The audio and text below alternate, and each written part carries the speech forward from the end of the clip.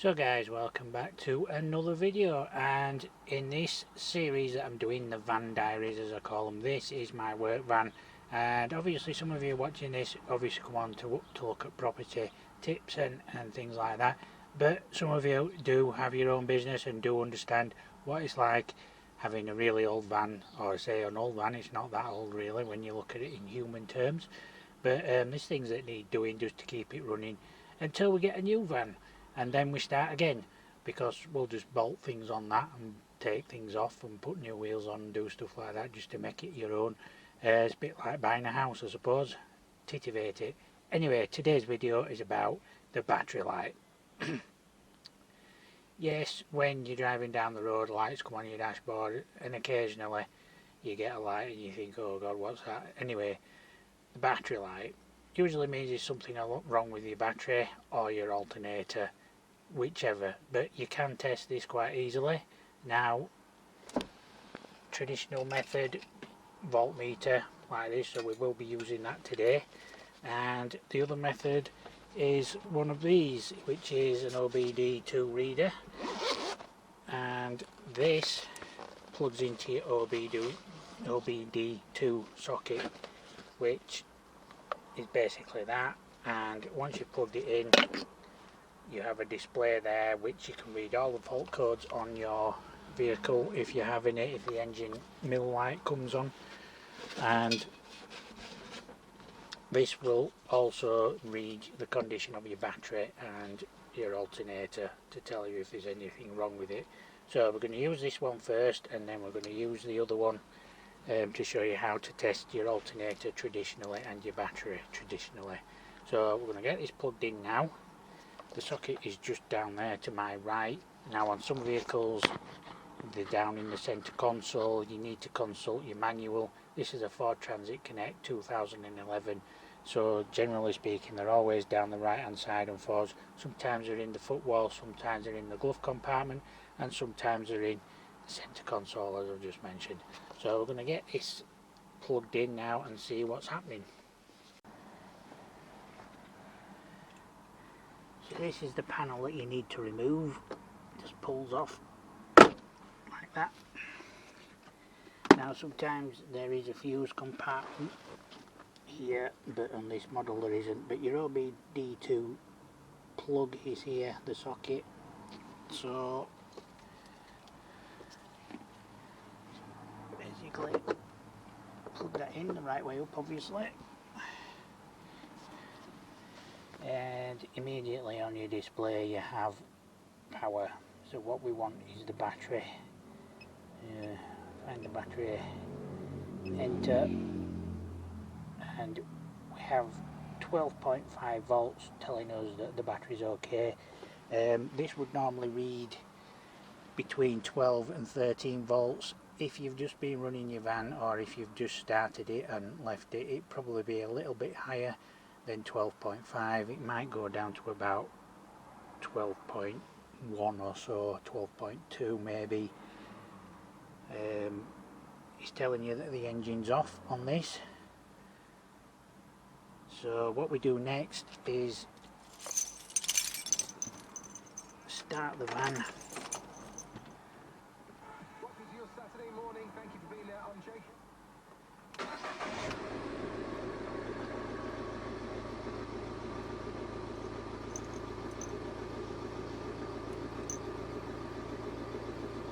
And now it's telling us the engine is on, and the voltage is rising to 14.43.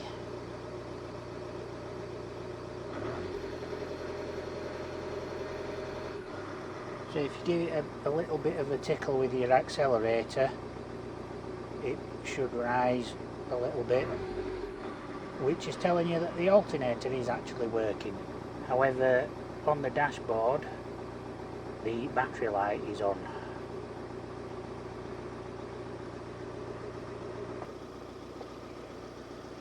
So there you can see that the battery light is on.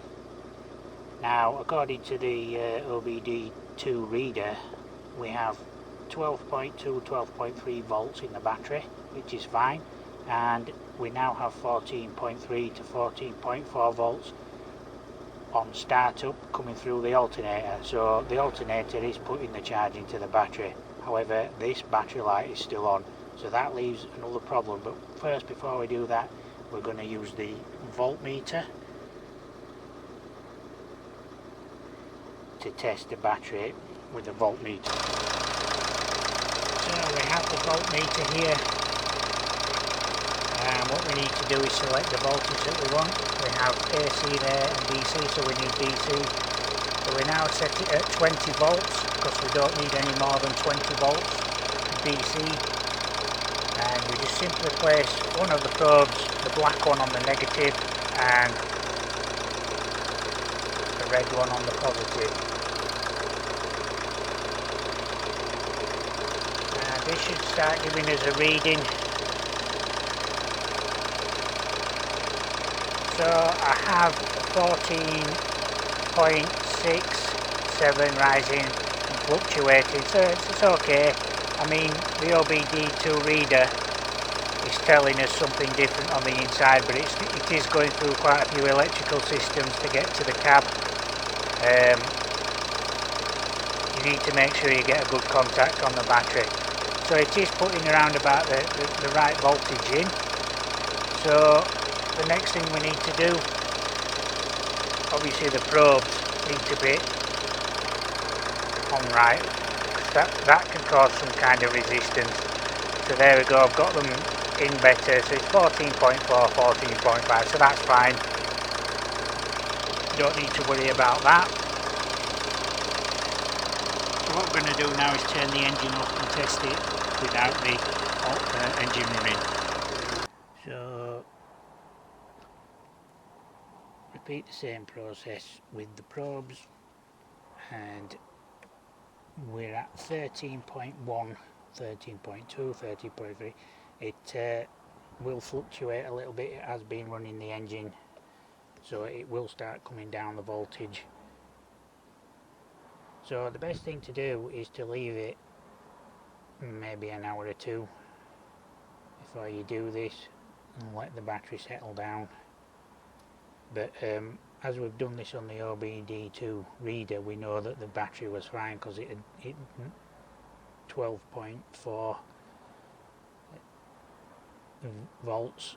Because the alternator has been put in charge and it has caused the voltage to be a little bit higher than it should be, but it's fine. The battery's fine. It's a new battery that anyway, so I know it's fine. We have the alternator there, and there's a black cover on it, so the big red wire is what goes to the battery and charges it up. Now we've replaced that before, so we know it's not that. And there is another wire to the left. Now this is what sends the signal to the system on the van, telling you whether the alternator. So from what I can see, and it's a bit easier underneath the van to get to it rather than from the top, I have jacked up on the chassis there and put a support there just to give me a bit more room. And from what I can see, that there's a nut there and bear with me while I die. There's a nut there and a nut there, so there's three nuts holding the casing on at the back. I need to remove the red cable there as well, and alternator lead which runs up here to the starter motor. It connects to the starter motor and then goes to the battery. So these, I believe, are 8 mils. So using a different ratchet, we've got two. There we go, that's an 8 mil. Oh no, that's a 7. We'll get it right in a minute. I'm going to remove the cover. Hopefully this will come off in one go.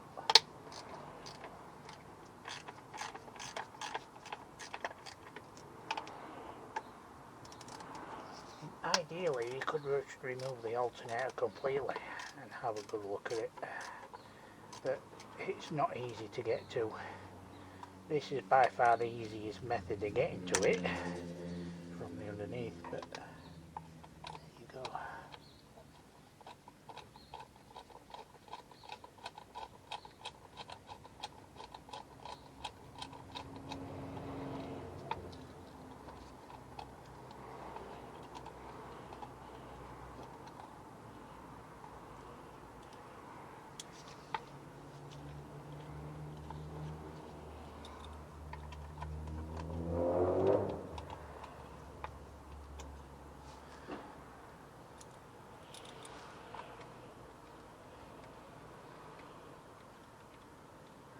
Now I'm hoping the lead I'm trying to get to is just something that clips in, or because I've got a feeling that it is something to do with the connection, and rather than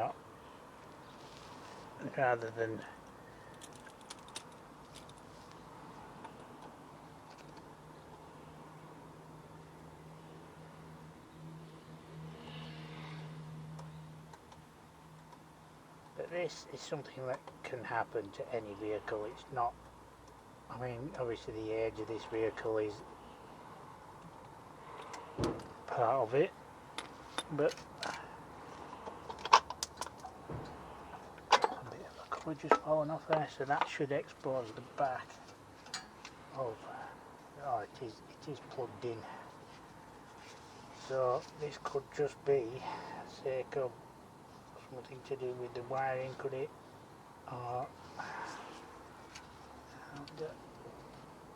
if we can just get this off somehow.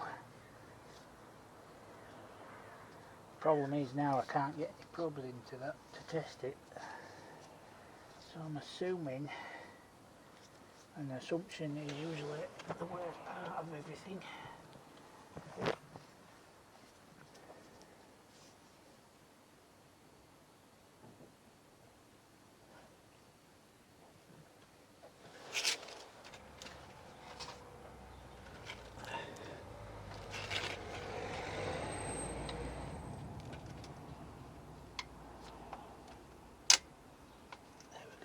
It's unplugged.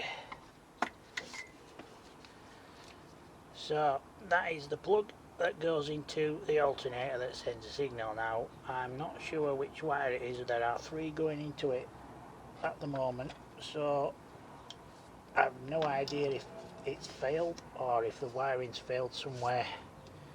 So we're going to have to trace this back up to at least, there is something going into the starter motor here, so we're going to have to find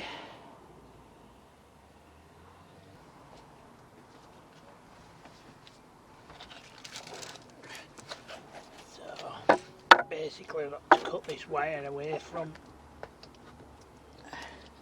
as much as possible. Years and years of tape.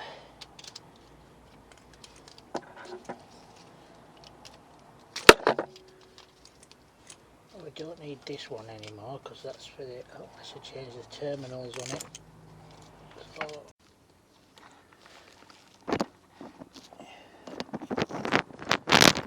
So I managed to get the wiring off eventually, and it does connect to another plug up here. So let's just show you a little bit, if you can see that. There's a plug there.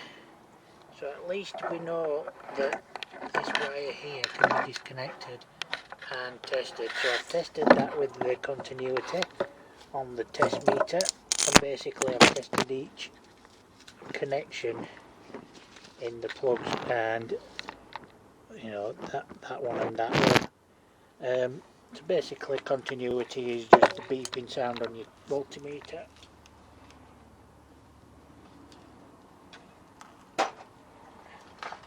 Obviously I didn't do this underneath the van, so there's continuity,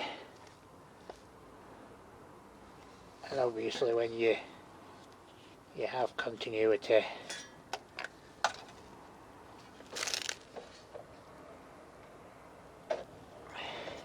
on your multimeter it just beeps. It should beep, it's not beeping. There we go, beep. So this part of the wiring tested. Now obviously the age of the van, it does still raise some concern, could it still be the wiring. But what we're going to do is reattach everything. The only other alternative is to buy a new alternator and try that. I haven't tried the engine again yet, so I'm just going to reattach everything. I mean, hopefully it may have done something. Now, one thing you can do if you can get to the pins in there is to twist them slightly so that they make better connections with the plugs. We're not going to do that because I can't get to the alternator, which probably means might taking it off. If you do have any suggestions, leave some in the comments, like why don't you get a job. So this is going to see if we can get it all connected back up. Now the only other thing I can think of that could be causing the problem is the wire that I've put on is a smaller gauge than what I took off, so I'm going to reconnect this one and put the other one on as well. So the other one goes to the starter motor first and then up to the battery. So I'm going to reconnect this one and the other one just to give it a bit more gauge. So I have my handy little magnetic tray, is that what that's called? And we do need to put the cover back on as well first. Do that now. Hopefully it's in the right place. What a faff. I mean, they don't make things easy to work on. That's the problem. And you'd think a replaceable part like this would be a bit easier.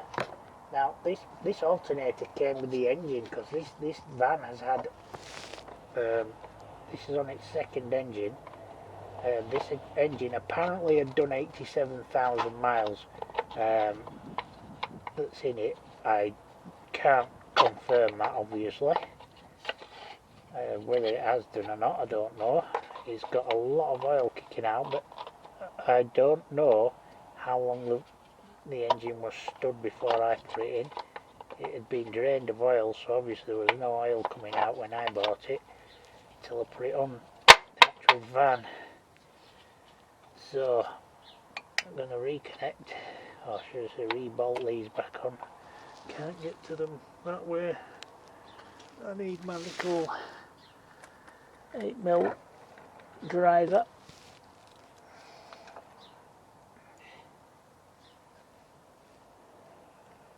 Finding places to work is awkward in these small vans, but like I say, we're going to put things back together now and hopefully.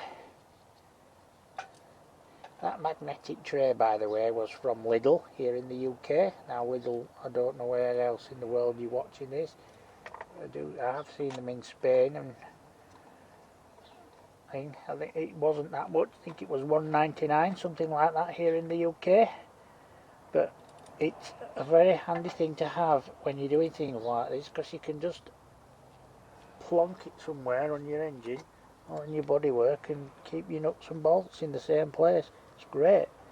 Fantastic invention. They do them circular, and I think they do slightly larger ones. So I've done them hand tight for now. And what we'll do is we'll put this back on. Now it should go inside there and then go on there. So we'll put that one on, and I'll put the other one back on as well, just in case that it had something to do with this. So that goes in there like so. I mean, magnetic tray that I've just been beefing up has suddenly decided to fall off. Should have put it there. I've lost the nut now. Oh dear. Jesus, Mary, Joseph.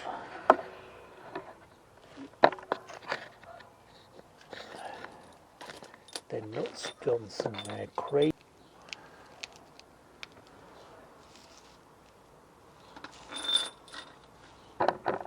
Failing that, I will find a new nut if I can't find the one that's just dropped out of the magnetic. Oh, see, that magnetic tray is absolutely brilliant. It was still in the magnetic tray. Why didn't I think of that?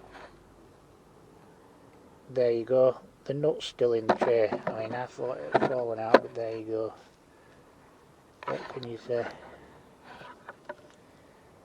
So, I'm going to reattach that nut on there. Like I say, I've put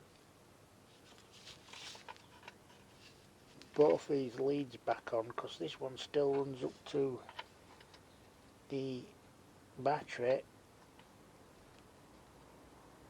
and I need to find the socket that I was using to tighten up.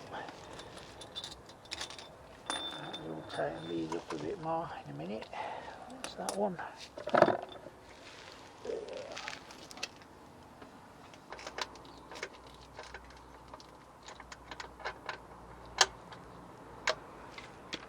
There we go. So you can tuck these wires back in to there. Probably just going to clip them together. Maybe use some tie wraps or something. And that one should clip in there, but that usually attaches to the starter motor as well. But that's not attached to the starter motor now. So we'll get these mixed up. Get the right ratchet in a minute and I'll find it.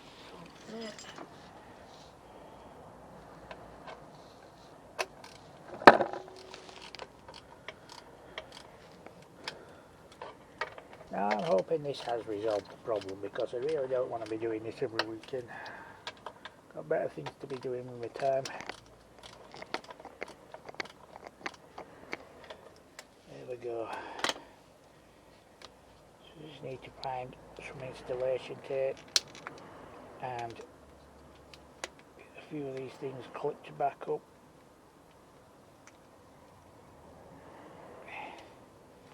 And get this wire tidied up as well, I think.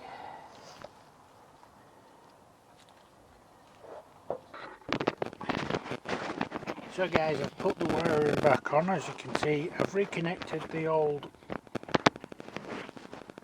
feed cable to the battery, which runs directly to the battery, that one. So that's the old, the original wiring that was on, and obviously I replaced that a while ago with some leads I bought from Halfords.